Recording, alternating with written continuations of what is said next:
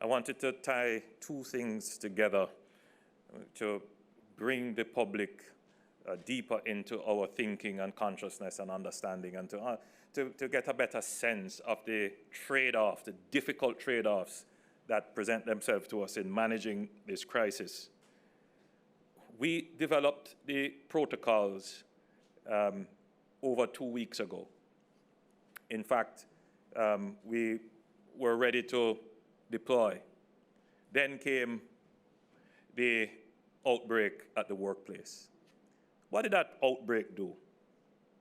That outbreak generated 1,513 points of contact tracing, meaning that the public health department had to be mobilized to track down, interview, quarantine, isolate, bring to hospitals, shift resources for logistics and transportation, massive redirection of resources that were geared towards another mission-critical event, which was to bring Jamaicans back home.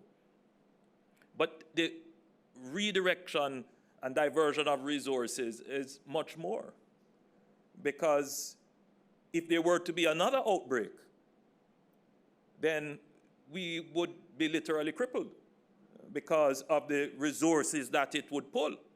Now, bear in mind that this one outbreak is more than 70% of the total cases for the entire island. This outbreak has some peculiarities to it as well, because many of the persons who have been affected live in what is called multi-generational circumstances. They live with older persons, many of whom have comorbidities.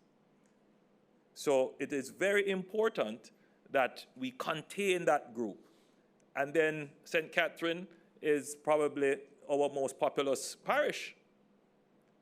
And many of the urban centers are in St. Catherine, and many of them actually, their addresses are in urban centers. So it's very important that we contain it. But I'm raising the point to our Jamaicans overseas and the Jamaicans here, that our personal actions can have a national impact in a time of crisis.